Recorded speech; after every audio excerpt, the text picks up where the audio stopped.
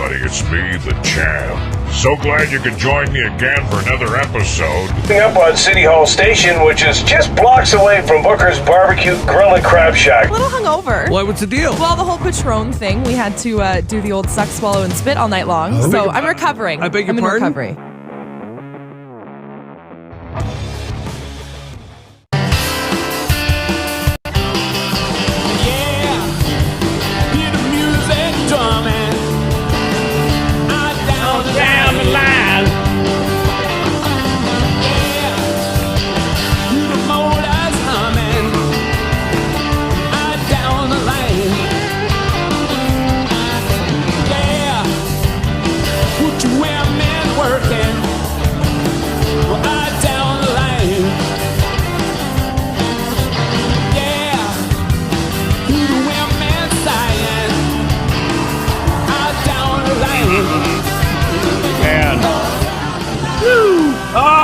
Rolling Stone. Charlie Watts, man. Charlie Watts. Oh, my God. Charlie Watts is gone. And as Rook called him, our producer, Chris Rookie, he called him the human metronome. I mean, the guy just kept beats. Rolling Stones. I mean, you must have a ton of Rolling Stones stories. Because, you know, being on a rock station. Yeah. Even a buddy of mine, we went up to Edmonton. They were playing there. And a buddy of mine, we were staying at the McDonald Hotel. And who comes walking in but Mick Jagger and Keith Richards. And my friend could imitate Mick Jagger, and he got quite a kick out of it. So he came over and he sat down in the coffee shop, and he had a coffee with my buddy. That's Who unbelievable. would think that would ever happen, right? Man. Well, my first big concert was at 92 City FM, and we got a chance to have this contest, fly and go to New Jersey, go to Newark, go see the Rolling Stones. We had ABC, the network seats, so we were like row 5 or 6. And Mick Jagger, as he's singing, came down to us, and he's singing right to us. Like, I mean, he was like right there, you know, and it was just blown away. But what was really interesting was the contest itself. This 19-year-old guy from Thompson, Manitoba won. So he shows up at the airport. He's there. He drove down. He came down to the airport. He was going to fly out. And but I'm going, you know, check. I got everything. We're going up the ramp. Nice call to New Jersey. Nice call to Newark. And I go, I don't have the fucking tickets. I don't have the tickets. So I jump into they'll vote for you. Yeah. Yeah. No, he's in. So I jump in my Corvette, spun out to River Heights. I did the donut on the lawn. I grab the tickets. I'm running back. The gate's closing. I jump on. This kid is in his seat already. And he says, I don't feel very good. I said, why? He said, it's the first time I've ever flown in a plane. Oh, I said, oh, no, full air sick bag, full on, puking the whole time, all the way down there. Good start to the trip. Good start to the trip. And we get down we go into New York City, and we went to Studio 54. Now, it closed down in 1980. There were drugs going on. And somebody bought it. We go in, and he said, these girls are everywhere. They're so good looking. And he says, they're all asking for cocaine. I said, did you tell them you had any? He said, I don't have any. I said, no, just tell them you got some. Yeah, take them up to the room. So anyway. Explain why you smell like vomit. Oh, my God. Well, I'll tell you, Charlie Watts, he was the the guy that didn't really fit in, right? When you think about it. He was a jazz musician, then became a blues musician. And you know, when the Rolling Stones met him, he was hooked up with Ginger Baker and Jack Bruce, a couple legendary guys from Cream. And that's when they originally got together, and then Alex Corner, and the three of them had a band called Blues Incorporated. And then they talked him into joining the Rolling Stones, and he says, well, I don't particularly like it. It just seems like a bunch of yelling to me. But, boy, he made the right decision. I loved when they were talking to him one time, and he was really bad into the drugs, and things were going downhill. And I remember when they asked him, how are you now? He said, well, I nearly lost everything. Yeah, I nearly lost everything.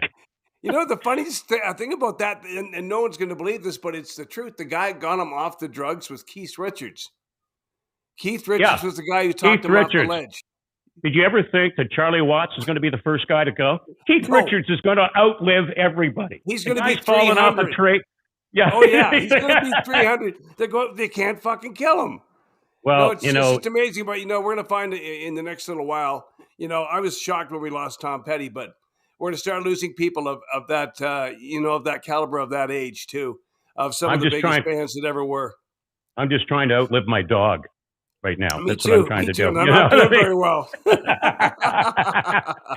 Man, but you nice memories. Nice memories. Yeah. God, so many. Speaking of nice, nice. I'm going to talk about nice. We talked about Manitoba and everything that's going on there. Now, when I first got to Manitoba, it was just it's such a friendly place. It's warm. I mean, look at these people aren't idiots either. I mean, they've got the symphony, they've got the ballet, they've got great food. The people, and in the wintertime, everybody's bundled up next to a fire. Yeah, so cozy and warm. And I learned most of my comedy down there. It was just fantastic. I met a lot of great friends out of Winnipeg. You know Lyle Bauer from the Blue Bombers? Yeah, love Lyle. Yeah, absolutely. Good.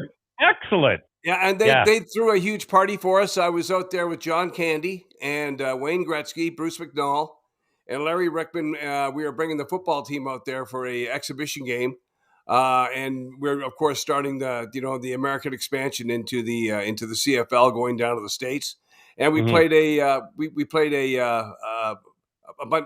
Winnipeg, but we took them into Portland, and I met all those guys, and the whole crew came from Winnipeg, and ended up partying with those guys all night. So I don't think there's a nasty one in the bunch. No, there isn't. And I hung around with the Blue Bombers. You know, they love their rock PJs, don't they? Oh, yes, they do. The CFL guys just love oh, my God, hanging out with everybody.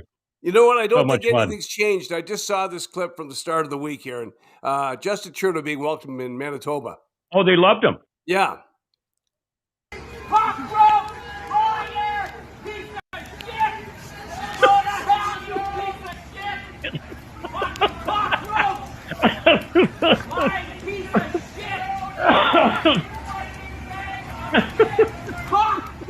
That's what you are, you piece of shit!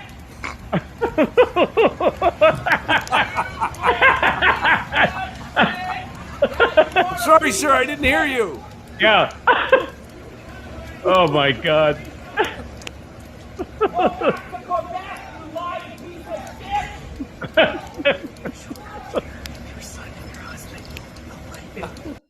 I believe that was the mayor welcoming Justin to Winnipeg. He got the same welcome in Aylmer, Ontario yesterday, so he's not having a lot of fun on the old campaign trail. Well, he's promising and not to get any politics into the show. I mean, that's the one thing you said, you can't talk about. Nobody wants to hear politics, but I do no. enjoy You that. said the only thing you can't talk about is going out and murdering somebody, and I thought that our politics section is going to be right out of there, but he is going to charge the banks now 3%. If they make over $1 billion, he's going to charge them an extra 3%. That's going to come back to the people. Yeah, sure. Come back to the people now. Sure, will come back to the people, and then he'll say, you know what I might do? I might take 1% of that money and I'll give it to the people because I'm going to raise your Netflix by $7 because we're going to tax the shit out of those guys. You know what? Just hanging around with you a little bit. Here and there, get an email, things start to go smoothly. I think we're bonding. Two legends. As my wife said, "Oh yeah, you guys are two legends." Oh yeah, fuck legends. you. Yeah, Fuck yeah, right. Go wash the dishes. So, oh my God, and then I get this video from you, and I'm thinking, I said, "Lori, you got to come and see this video." I think I'm a little worried about Gerry, the Forbesy, the Jer Bear, because this video's got a guy, and he's talking and saying, "Hey, basically, if you like this COVID stuff, here's what you should do: call a restaurant." Make a reservation for 8 people, and then right at the last hour, call in and say, "Yeah, there's one guy that hasn't been vaccinated. Is that okay? Well, we can't." They just fucking cancel everything, and I'm going. So you're not an anti-vax. You're just getting me going, right? I was getting you going. Getting me going. And you didn't notice the best thing about that whole deal is the guy has a real estate company, and he had the name of the real estate company where it could be seen. Yeah, so. What do you think is going to happen at his real estate company? I got a house for sale. Can you drive out? It's only 40 miles. Here's my address, right? That's what's going to happen. Well, you know what happened in Los Angeles? My wife went down there to visit our daughter, Alex, and they're sitting around. She's showing mom a good time. And they go to this private beach in Malibu. So they're down in Malibu. You have to have a special key because my son-in-law is going to be running this hotel in Malibu. Right on. It's an old Malibu. Yeah, Yeah. Bob Dylan actually wrote an album in this Wow. hotel motel. It's in Malibu. So they go down to this private beach and they're sitting around. And Laird Hamilton, who is one of the greatest surfers, American surfers of all time. As a matter of fact, if you go and rent the movie, you can get this new movie called The Longest Wave, where Nash, who invented the windsurfer, and him, they're looking for the longest wave as they get older. What era would this be? 60s, Laird, 70s? No. Well, Laird Hamilton is like currently pretty chiseled. Okay. Right. Oh yeah, you just look up Laird Hamilton. Yeah. But Nash, whose father and him, they have this windsurfing deal. They basically brought windsurfing to the forefront. So anyway, long story short, they're sitting around and they're watching Laird Hamilton and this private beach. There's 6 people on the beach in Malibu. It's 30 degrees Celsius. The waves are 8 feet coming in. He's surfing. He's ripped. My wife's going, yeah, we're just sitting here. We're watching Laird Hamilton. And he goes, and some guy named Lewis Hamilton. Do you know what Lewis Hamilton is? I think he's a race car driver. I'm going, what? Lewis Hamilton is there. Yeah, he's there. So Lewis Hamilton, F1, because they're off now. You're kidding me. No, I'm not kidding. It's Lewis Hamilton. Oh, that's the Hamiltons. Hilarious. Yes. It's the Hamiltons. Oh, so anyway, geez. she had a damn good time down there, but I thought that was kind of neat. It's doing a little star spotting, and you don't even try to. Well, there's 6 people on the beach. Yeah. It's Lewis Hamilton and Laird Hamilton. I'm sure people listening right now, they're going to go, what the fuck? How could that happen? How could that happen? 2 Although, superstars. we do have a place to go in Malibu if you and your wife want to head down. I just wrote that down right here. New it's best called, friend Jake. Yeah. Yeah, it's called Hotel June. Hotel June. They got one in LA. So they're the big company. They're going in. They're putting in the new pool, and it's just fantastic. Well, this is where you got to be dragging the Legend card out. Send it down there and say, "Hey, Legend wants to come down for a free stay in Malibu. I won't charge you to come down. I won't charge you a thing, son." You find it sometimes when you go out right now in public. I mean, you're obviously known around Calgary. When you walk around, people know who you are right away, right? Yeah, people. It kind of shocks you. Yeah, it kind of shocks you because people just say, "Hey, Gerry," and like, what? Huh? And they know who you are. But we've done TV commercials, all that sort of stuff, and at times, do you feel like you would like a little alone time? No, like okay. Well, nice. No, okay, people are nice. So see, I sometimes like to have a little bit of alone time because I'm just walking around. I have a kind of a product I think you might be interested in. Oh, okay. Just in case you ever wanted some alone time. Alone time, okay. Yeah, for some people that just don't want to be around people that are bugging them sometimes. Oh, those days will happen. I don't know if Rick's got it ready to go. I'm What's not it sure. called? First, there was Off for bugs, then Bear Spray for bears. Now, Brotel Networks presents Ass, the cologne from men who need a little me time. Is the wife asking too many questions? Is the boss always looking over your shoulder? Are people sitting too close to you on the SkyTrain? Just one squirt of Ass cologne, and the people problems go away. Far, far away. With a hint of goat ball sweat, unpasteurized camembert, and halitosis scraped from the mouth of an aardvark, Ass Cologne produces a smell so pungent, it hangs in the air like an early morning fog. Fast-acting, eye-watering, gut-hurling, vomit-inducing Ass Cologne. A people repellent for the man who needs a little me time. Ass Cologne, exclusively from the Brotel Network. I need that for the C train. That stuff would be excellent. The last cologne on there, and I'm talking about a 40-foot seat. Absolutely fantastic. Would also work at Calgary Flames games. We'll clear that whole section out. How are the Flames looking this year? What's happening with you? Not going to be good. These guys are going to be good. Jack Eichel may be coming to these guys. So that's some young bucks, but that's the rumor right now. Right, so that'll be fantastic. Now, we were talking LA and we're talking hockey. So I got to tell you this story. Good buddy of mine, and we met each other at a dinner at a really fine restaurant here in Calgary. We do actually have some of those, and it was the Mutual Admiration Society. And I just go, I've seen you on TV, and I just think you're fantastic. My wife wants to know what you do with your hair. You're just like an icon for hockey. And I said I watched you play, from all the days way back in New Jersey, and then when you played for the Kings. But I said, I always wondered where Kelly Hrudey Kelly Harudi was on the Hockey Night in Canada. We called him up. We barely ever talked about hockey. We just talked about shit because he was on CBC and they didn't want him talking about hockey. So I said, well, let's talk as buddies. So I called him up and I found out, remember he's the only guy in the NHL that wore a bandana? Yeah. Wanted to know why. Here's the call. One of the best Hockey Night in Canada. Kelly Harudi, how you doing? I'm great. I think those days are long behind me, the fighting for the right to party. That's right. Yeah, those are long gone. You hung the bandana up several years ago, didn't you? Speaking of that, Kelly, I was watching NHL Classic games yesterday. They had the 1991 series where you guys played the Oilers. You lost, which is kind of too bad for you, but you had the thing going, the bandana. Have you had that thing for your entire career? I had it... You know what? I'm trying to recall now. I know early on in my days in New York, I didn't have it, and then it's a stupid story. It wasn't. I didn't intend it to be my trademark, or it wasn't a superstitious type thing. I always had long hair, and I wore contacts when I played. And anybody out there that's worn contacts in sports knows that sweat really bugs your eyes. So that's where the bandana was born, and then actually it was years later because. And I remember having a conversation with my family and a couple friends about, should I get rid of her? Like, no, it's her trademark. So bring it up. You know what? You know what? Because, I mean, Steve was trying to tell me it was from your days of growing up in Compton. When you're NWA. Yeah, wearing the Bloods. And you're right. Yeah, baby blue was their color. That's it. Hey, who knew? Yeah, that's pretty cool. Hell of a nice guy, though. There's a lot of hockey players out there that get a bad name. I mean, remember Todd Bertuzzi? Remember big Todd Bertuzzi? I went on an airplane with him, so you probably know him well.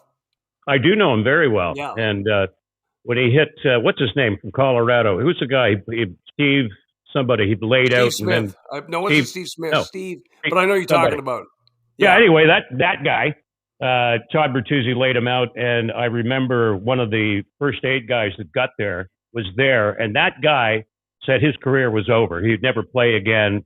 And there was a C3 and a C5 in his neck that was, So anyway, the guy, the ambulance guy, went up, and he went to his room, and he was up playing video games. Like his neck was up there playing video games. He said, "Oh, I see your neck's all right." So all of a sudden, boom, he boots the guy out, my buddy, boots him right out. He calls up and he said, I'm not allowed to talk about that anymore. So we don't know how serious that was, but there was a big payout for that.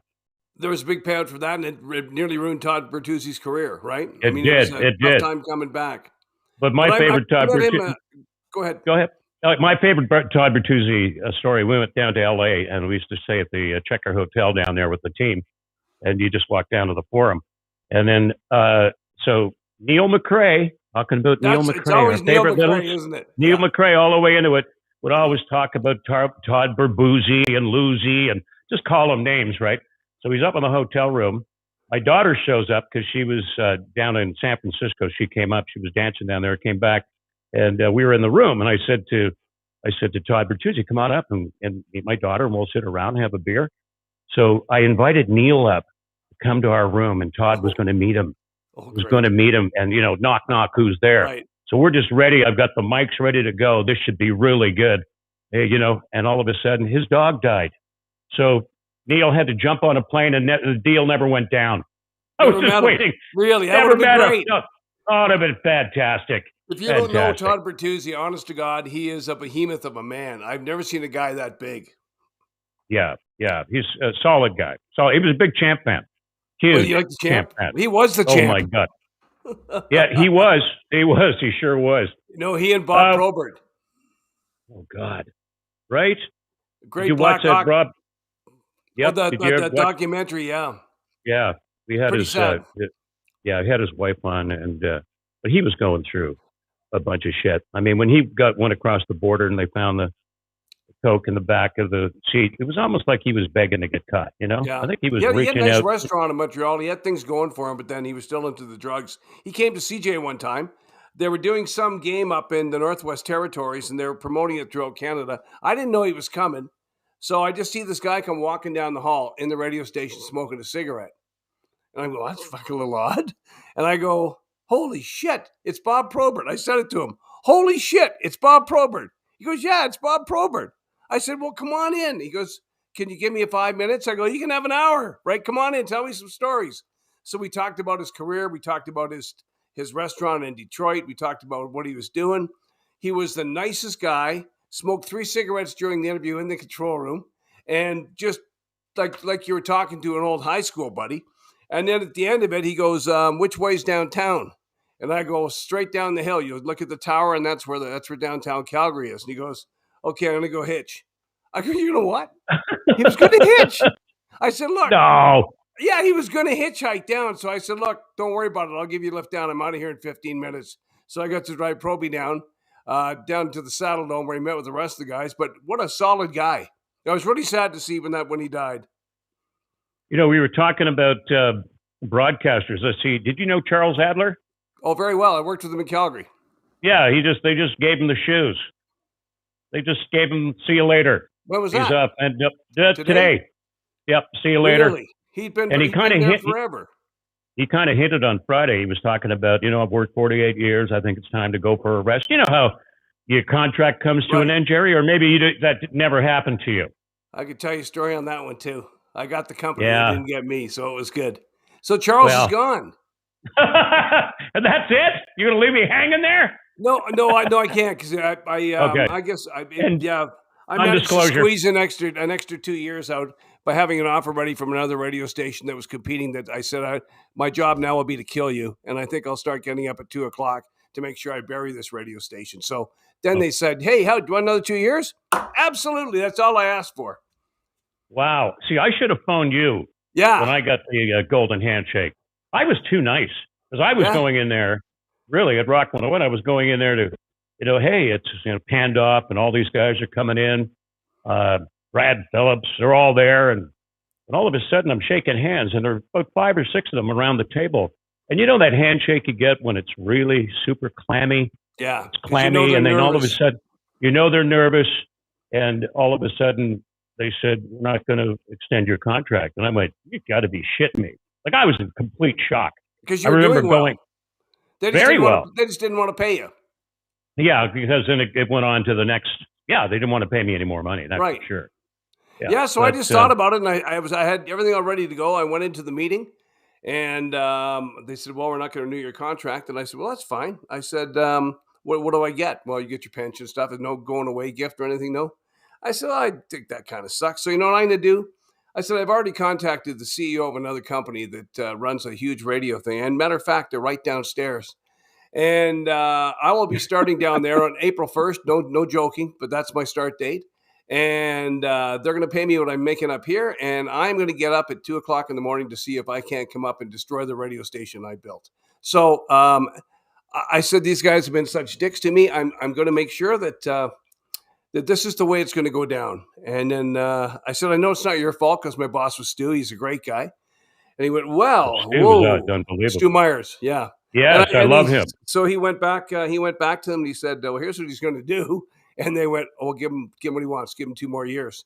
So I said, well, that's not all I want. I'd like to have a lot of time off in those 2 years and have the other 2 guys I'm training do most of the work. And then when I leave, I want a billboard campaign of I love Gerry. We're going to miss the greatest there ever was. And then I want a huge retirement party. And then I'll get out the door and I'll leave happy. So that's the way it went down. We have a viewer listener just wrote in. Let me guess. Bell fired the guy. Or was it Chorus fired the guy? Time for the Adler podcast on the Dean Blundell Network. There you go. Dean. It's probably Dean. It probably is. He probably went to school of Gerry Forbes. That's how you do that shit. That's how tough the radio biz is. And one day you're king of the hill, but then they see your salary and it's taken over by a telephone company or an entertainment company that doesn't want to spend the money, and they just say, well, we can get a guy for $100,000 to do that. And the guy that's been there for 25 years is out the door unless you can outsmart them. And I did, and I feel great about it. Wow. It's funny too. And all the guys I work with, Jake, they're all gone now. They blew out the whole corporate deal there. They're all history now. Well, we were talking about that the other day. A friend of mine who's a national program director can't find any talent anymore. You can't find any talent because they're all gone podcasting, and the people that they left the broadcasting to, these up and coming people, are being programmed from people who are taking orders from somebody up above to put a milk toast kind of product out there, and it's in a sad state. I mean, there are still some good guys. Don't get me wrong. I'm not painting a brush on everybody, but the new guys coming in, Jesus. I mean, wow. I feel bad for him. There's no way to learn. There's no way to go and learn from guys that have been there and been successful in their careers. There's like you and I had to go to buttfuck Manitoba or wherever you're going to start your first job. I was in Kamloops. I was lucky to have at least a decent place with a lake to go to. But a lot of guys end up going to Moose Jaw. A lot of guys small town Smith Falls, Ontario, and then you got to do your year up there and you got to learn from people. And then after you've learned. Then you get a chance to move up to a medium market and then move to a major market. But now kids are coming right out of SAIT and NAIT and UBC and getting jobs right in Vancouver. Right on. I mean, it's deteriorated the radio. Yeah, I mean, that's so true. A lot of my friends that call up and they want me to give them some kind of wisdom in the business. I said, go work in buttfuck Manitoba or wherever. Yeah. Get a job in a small radio station so you can feel what it's like. And make all the mistakes in a small little market. You start correcting them. And have no money. Exactly. Your credit's gone for a shit. You have no money to buy weed. I mean, it's a terrible time. Very terrible. Oh, I just want to check out can you hear this? There you go. Nailed it. Is that? Yeah. Oh, okay. I was at the sperm bank yesterday doing my thing for men because, they want some blue ribbon seed. And on the way out, I was leaving and the woman at the front desk said, thanks for coming. Whoa!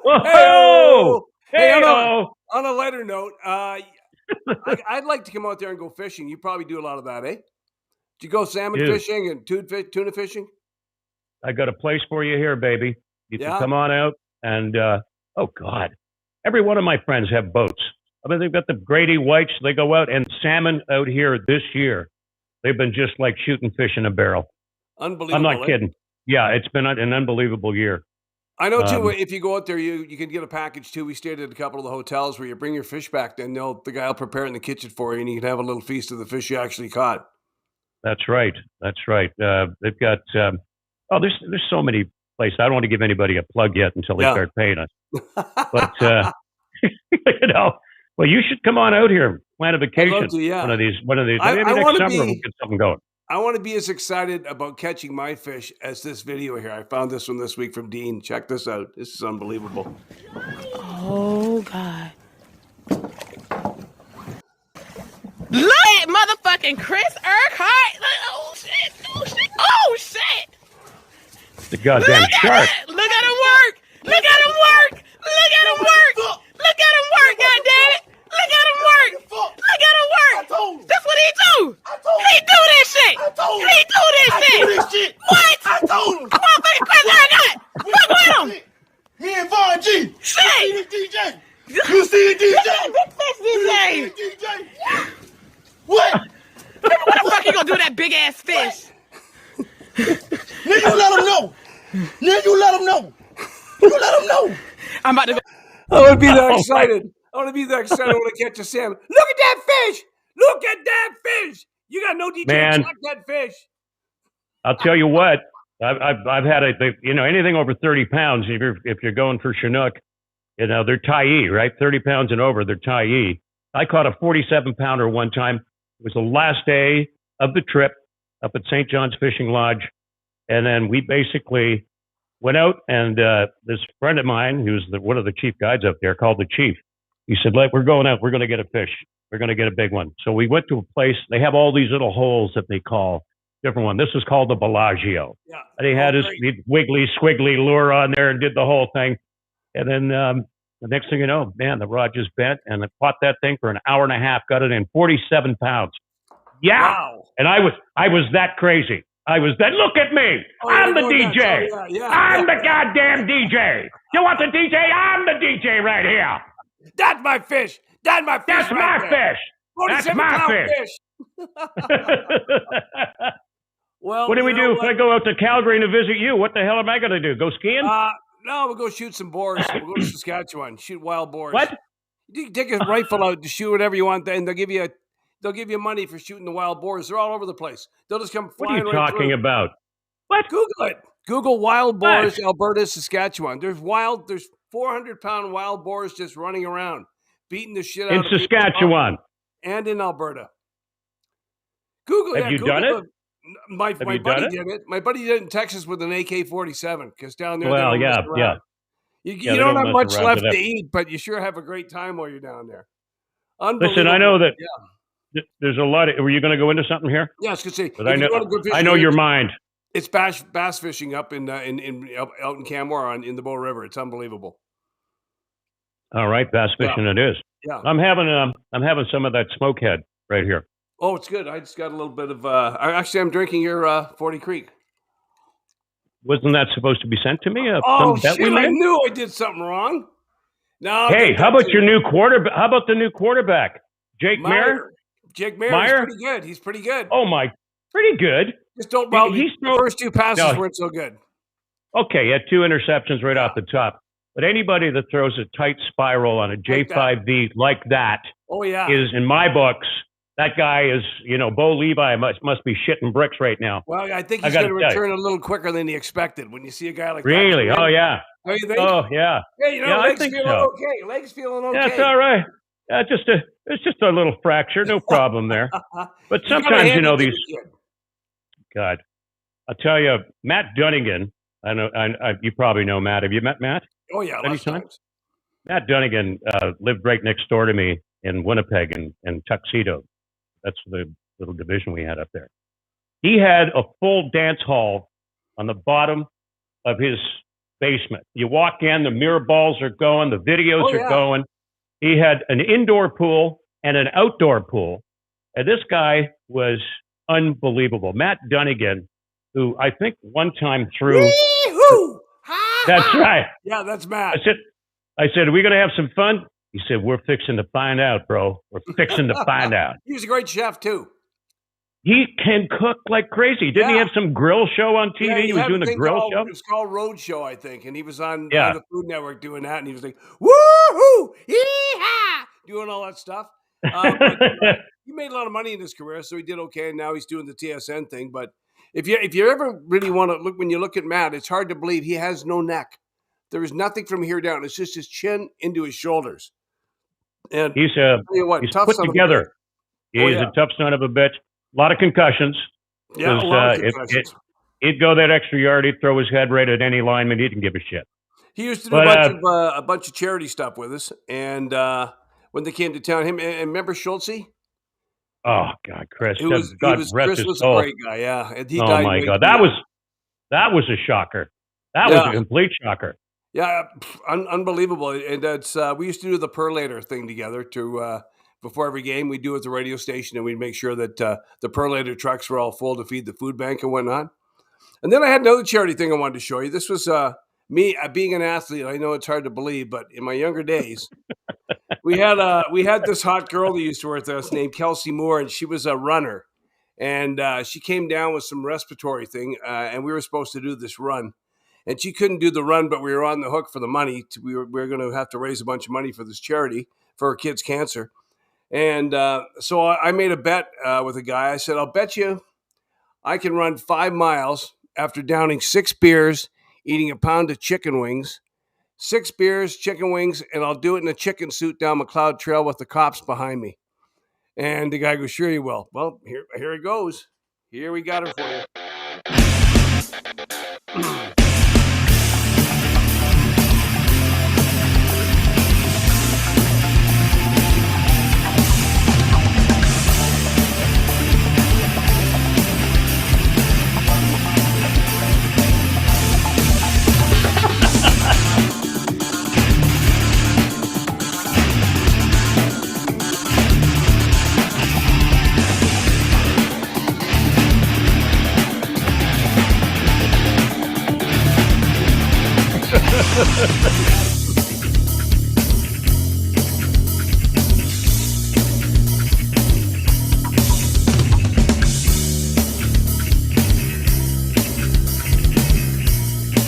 I believe that was the last time I ran, Jack. That was it.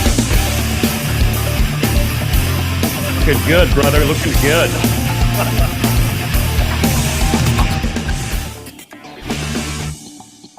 Well, we did it. I got a big check. I noticed you ran by a Hooters.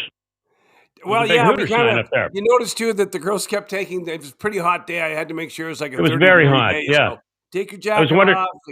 I wonder why you didn't strip down to your waist. Well, I was in the chicken suit. What I'm going to do? Oh, that's true. Hey, listen, you're a happy guy. You seem to be in good temperament, but there are a lot of people out there that, due to COVID, due to a lot of things, every day. Yeah. So I've come up with something that may help.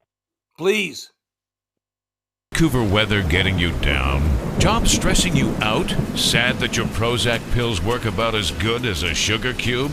Worry no longer, my down-and-out friends. It's time to put down the Prozac and pick up the Brozac. Brotel Network presents Brozac, a wonder pill packed full of pick-me-up goodness. Prozac may cause irregular sleep patterns, tremors, anxiety, headache, heart palpitations, and severe chest pain. Brozac, a special blend of caffeine, bull semen, and crushed leaves from the cocoa bushes of Bolivia. Brozac packs a happy punch that will keep you smiling through your colonoscopy. Prozac will most likely cause anal leakage, hallucinations, and sudden irrational acts of violence. Who wants a throat punch? Prozac, the daytime depression-killing, fun-filled, pick-me-up, happy helper so you can cope better medicine. Just listen to what people are saying about Prozac. I can't feel my legs. My penis is shrinking. I can fly! Prozac definitely causes distorted perceptions of reality. Prozac, the daytime depression-killing, fun-filled, pick-me-up, happy helper so you can cope better medicine. Thanks, Prozac! Prozac, from Brotel Networks. Yes. Vancouver weather getting... Here we go. Oh, hey. Chris, I want to say, Chris Rook, what a great job you did on that, man. That was good. Had the old punch there, the Prozac, the whole thing. That was really good. Clever. Did a good job. Yeah, very nice. Very job. nice. What else is on your alleged mind? I wanted Anything? I wanted to show you this. This is one of our worst contests we ever did. You people will. One of the worst? What do you mean? We were chastised to hell, but it was great. It was fun to watch. Here's the deal: free trip to Vegas. We need to get. We called it Sugar Daddy. So we need to get a guy just kiss at 70 and round up a 21-year-old girl and take him to a bar and have him make out in front of everybody. Tongue, the whole works, hand on the ass, and here's how she went. Gerry Forbes' Toughest Contest, Las Vegas edition. Calgary's best rock, CJ92, rocks. Hey, it's JD and the dog, and of course the lovely Cindy. Gerry Forbes' Toughest Contest. She's going to win a trip to Las Vegas. Are you going to do it in 92 seconds? You're going to make out with the older fella. This guy is 16. You're making out with Santa Claus. Have you ever gave a guy with a beard a tongue bath before is the big question. What if you like it? I know. There's the old man right there. What happens if you want to take him to Vegas? This could be the start of something, Cindy. I might take him, yeah. You need more drinks. More. And this video right now, if you forward it to some friends, you're qualified to win $500 cash from our friends at Roof Right. Gerry Forbes, Toughest Contest, Las Vegas edition, and mission number 5 we're on already. Sugar Daddy. Cindy, why don't you come on up here? Oh, this is not good. This is Cindy. Hi, Cindy. Hi. Cindy's going to have to make out with a 68-year-old gentleman for 92 seconds in order to win. A trip to Las Vegas, so 92 seconds is up. And then you go to Las Vegas, and you might even take him. He's a limousine driving, Harley Davidson riding, Sugar Daddy. Please give it up for my man, Nick! Here comes Santa Claus. Oh, my God. Oh, yeah. Oh, Make out music, a little make out music. You gotta hit that stuff.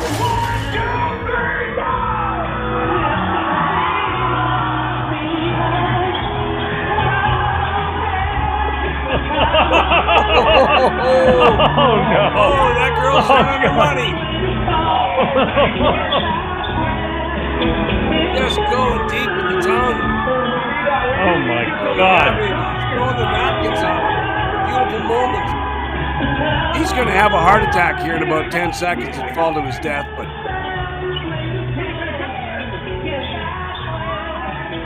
Oh!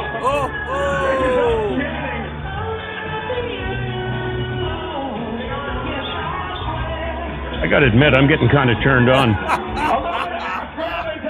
Nick was 68 years old. Cindy was 21. How many more seconds? You should have said you only got 3 more minutes. Oh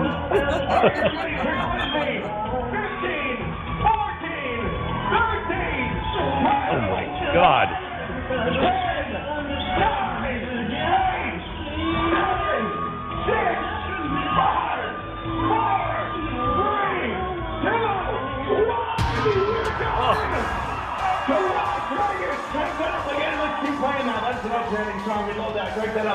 Calgary's best. What a beautiful Good. couple, eh? That is just lovely. Oh my God. Things you can't do during COVID, right there. That's the Well- one right well, there. That's true enough, but the guy's only 68. I mean, we're creeping up there. He right? tried to talk her into taking him on the trip, and then that was a no-go. She said, "No, I think you just that's the best you're going to do tonight, and you can hit the trail." That's the best he's ever going to do. Yeah, It's the no best kidding. he will ever do. Absolutely. I saw Mommy kissing Santa Claus. Oh my Old God. Nick never forgot that day. He was one Oh happy my man. God, man. I got one more little crazy commercial All right. if you want to hear it. What do you, I do? Well, it's when you drop an occasional air biscuit, the I having hear a ya. part leak up, especially I live in a condo building, right? We're up on the top floor. And you'll have some guy that comes in there and drops an air biscuit in, the doors open up, you get in, and you're Rattle just the holding knobs your in the nose. elevator. Oh yeah. Yeah, and then when you come down and some nice looking person comes in and they're going, "Oh, nice," and you try to tell them it wasn't you, right? It was the guy. It was the guy. 10th floor. So my buddy, my producer Mark, and I, we wrote this thing down. I thought of it coming in to the radio station. I went, "What about some fart pants? Some kind of thing that would just take the charcoal and fill it up." We must have been high when we wrote this. I mean, I listened to it. When I was talking to Rook, I don't even think we should run it. It's that stupid. Run it. It's really, it's stupid. But go ahead, Rook. Got a case of a bottom burps? Receiving a message from Turd Castle? If you suffer from fecal fluffies, if you're blowing mud, if your butt has something to say, then say it with the Brotel 9000 water-insulated trouser coffer. Brotel Networks presents a revolution in pant stainer technology, the Brotel 9000 water-insulated trouser coffer. It's a scientific fact that water completely repels the smell of a rat fart. This is not a scientific fact. In fact, water not only blocks the smell, it also insulates the sound of anal audio. In fact, it's totally false and misleading. And now, Brotel Networks has found a way to wear this technology 24/7. The Brotel 9000 water-insulated trouser cover. Blow the old butt trumpet at work with 100% confidence that no one will hear or smell your mud cricket. Go to parties and exercise your meat nozzle in confidence and style. The pants look like crap. You can't argue with science, but now thanks to Brotel Networks, you can wear science. It's like science with pockets, making disappointments from down under into happy honkers around the world. The Brotel 9000 water-insulated trouser cover. Exclusively from Brotel Networks. You are onto something. If you look at this, you probably can't see it that well, but if you look at that, they have fart underwear on Amazon. No, I can see that. No way. Yes. They have fart underwear and cross-dresser tuck-it-in underwear there too with a fart channel with the charcoal thing on the back of it. So You know you're what? onto something. That wasn't as dumb as you think it is. I think that maybe I own the idea, don't I? Somehow? Yeah. Is there any way I can make money off that? They called their Subtle Butt. I thought your name was much better. It's actually called Subtle Butt. Well, what's like Oh, Subtle God. Butt? Why don't we call it Subtle Butt? Okay. That's pretty clever, though. Jake's going to sue the shit out of us. That's why, because he invented Yeah. it. Who knew you Wow. were a genius? I'm a genius. I didn't even know it. Wow. Well, What you else know, is going on? Anything else? We started the show with Justin Trudeau, and I'll wrap her up here. You remember when Justin Trudeau and the president of Mexico and Barack Obama were called the Three Amigos? The three of them hung out when they did that USMC thing, whatever, USAMC, the new fair trade deal. So we thought we'd call down and find out if indeed it was actually the president of Mexico running the country or somebody else. And we called the palace. We called to talk to the president, and it took us about 15 times, but we finally got through to his secretary. Gerry Forbes. Phone jacking. All right, this week it's been all about the Three Amigos, which is Justin Trudeau, Barack Obama, and President Nieto from Mexico. They've been hanging out. They're the best of friends. but it's kind of confusing because I think we all thought that's not the guy that runs Mexico. I'm calling from the House of Commons in Canada, Justin Trudeau's office. And I'd like to speak to the man in charge, if I could, please. 1 second. Oh, finally, somebody who speaks English. Sí, señor. How can I help you? Yeah, I'd like to speak to the man in charge, if I could, please. Claro, señor Nieto. No, I think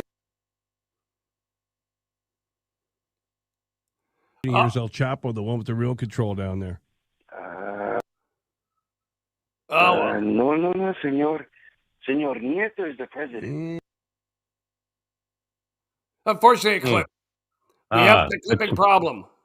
We do have that clipping problem. We're not sure. He says he's in penitentiary. I said, if I were you, I'd go check. Remember he snuck out 3 times? Oh my God. You know, I can never stop watching a documentary when El Chapo's in it. I mean, when he goes gonna go for a quick little shit, he goes down behind the cubicle, gone. He's got the rail. It's an old Kawasaki motor thing that he rides out on rails, like about 2 kilometers of tunneling that went on. He's got the money, right? And then he talked the government into setting up his own prison. He goes, why don't I just get my guys? I won't charge the government. I'll get my guys. I'll just pay them with some drug money. And then I'll build like a luxury resort. And then you tell everybody I'm in jail. And we'll have one that looks like a jail. And you take pictures. Everybody's good to go. They went, what a great idea. So then he got his own men guarding the place. And finally, the Mexican army had to storm the place because he had just running the drugs. He had the old computer going, running the drugs out of there.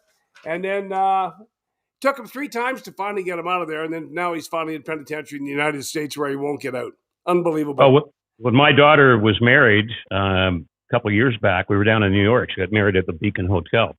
And right down through Manhattan, El Chapo was on trial right there. And the security stuff that was... Oh, my God. I'm like, do you realize El Chapo is like a freaking 1 wood away from us right now?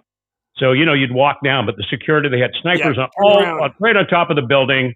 It was pretty incredible. Think about it, though. That guy, he would have attempted to get the hell out of there, too, if he had a chance to do it. And they probably had the army and 13 tanks and shit around the whole thing, just trying to make sure that guy didn't get away. I think he's cooked now, but boy, what a story. I still think he might get out. There's obviously something. Maybe that'll happen. That would be a great story. You know, before we get out of here, though, I hope that the champ is ready to go. Have one? Hey, let's go. Come on. The champ. Buddy, it's me, the champ. You know, I was having big legal problems a while ago. Got so bad I had to pay a monthly retainer up front to keep the lawyers happy. Finally, it looked like it was coming to an end. I went to see one of the law partners, Sam Shyster. I told him this and said I was so glad that I wouldn't have to drain on my finances anymore. Well, his brother, Cy, another partner, walks in and asks, how's it going? Sam says, hey, Cy, the champ's hoping to see our fees cease by the end of the month. I said, pardon? He said, you're hoping to see our fees cease by the end of the month, right? Lose it! Stop! Head faked him with his notary seal, and the idiot goes for it, assault, battery, and trespass to the solar plexus. He's out on the floor with his brother, Cy, reaching for a blank writ. I said, how's that, shyster? Is that you're hoping to see our feces by the end of the month enough for you? Ever since I've been the champ. I just realized something, too. I think you modeled the champ after John Gallagher. You know Johnny? Very well. Oh my God. He's down in Halifax right now. He moved from Toronto. Yeah. John Gallagher did, yeah. He was a legend in Toronto. He was unbelievable. His stuff on your show and then doing the city sports from the locker room. There was none better than John. He was amazing. He'll tell you about it in his book. We traveled. Oh yeah. We traveled to Jamaica. We traveled to Miami. We did a lot of shows together. But there's the champ, CD. I can't even see what's going on. Can you see it? Yeah, you see it. Yeah, so you can. This is what I want to get. This is what I want to get here on, and I want to get some of all the production I put into this thing, and we got to get Rook to isolate these tracks and put them on. We'll off to him. Also, people, you know what we will do? We do have champs that Gerry mistakenly aired that are unedited. You still have ones. that? I don't have the actual thing. I may have the actual clip, but I don't have the whole CD. But I had the whole CD of stuff that Jake did, and none of it was edited. And I let it rip one day, and I made it through somehow. But yeah, if we could find some of those, that would be a real joy to hear. All right, we'll get that organized, and hopefully we can get the show, a little earlier. It's fucking up my golf game right now. Well, we'll see if we can't. The show is fucking up my golf game right now. We don't want to do that. We don't need to do that. Piss off the old man. No way. Don't piss off two old guys. Cranky. We'll move her to Tuesday. That way you can go to your golfing and have a few drinks with the boys. Right on. Hey, look, we're getting lots of little mail here coming in. Yeah. It's pretty cool. Can I thank a buddy too, Gerry D. Man, I love him. I love him. Show. Yes. Also, stand-up comedian extraordinaire. Also, the host of Family Feud. Good friend of mine, and he's been sharing our stuff, and I want to thank him for that. And we'll get him on as a guest one day. He's very, very funny, as you know. Yeah, no, that would be you struck gold, Gerry. That's gold, Gerry. Great guy. Great guy. Right on. Well, Gerry. Have a great week. Adios, amigo. See you, buddy. See you, Chris. Bye-bye. See you, Rooker. Thank you, Rook.